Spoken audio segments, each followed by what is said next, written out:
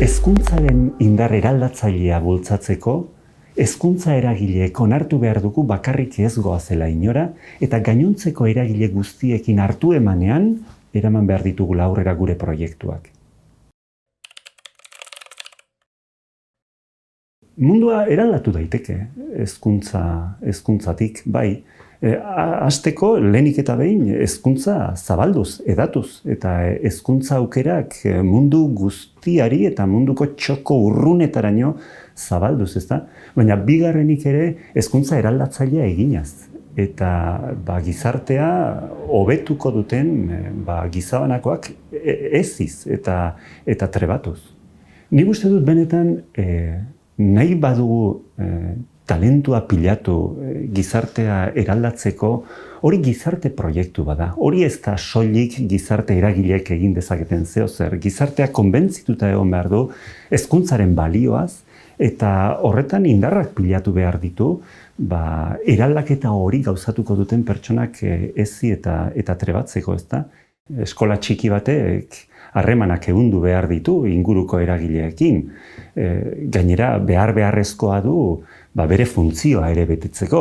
Baina gero gainera gizarte ikuspegi batetik komunitate baten parte da, eta komunitate horretan eman behar dio gizarte horrek dituen beharrei erantzuna, ezta?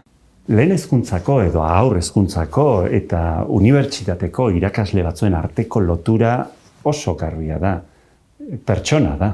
Azken batean, guzti horiek jopuntuan helburu bera dute, pertsona eztea. Hortaz, uste dut, hezkuntzaren erdigunean pertsona jartzen baldin badugu, ez dago horren besteko alderik maila desberdinetako hezitzaileen artean. Unibertsitatetik ikusita hori oso gauza naturala da, gu ez gara soilik profesionalak ezten ditugun erakundeak. Unibertsitatea jakinduria da, unibertsitatea eraldakuntzarako tresna bada, gizarteari zerbitzu egiten dio, ezta? Eta guk nahiko genukeena da, eta gurasoiei eskatzen dieguna da, horretarako prest dauden haurrak ekartzea gugana, ezta? Eta hori da eskatzen dioguna.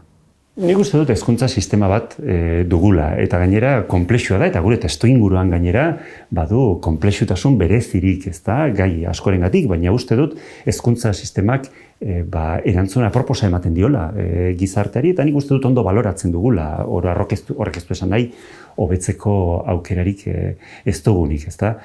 Sare desberdinak ditugu, eta hizkuntza eredu desberdinak ere baditugu, eta gero badugu ere unibertsitatearen eta ikastetxeen arteko lotura, ezta? Eta unibertsitatea ere sistema bezala konplexua da Euskal Herrian, baina uste dut konplexutasun horrek aberastasuna ematen digula, eta gizarteak ere horrela balioesten duela.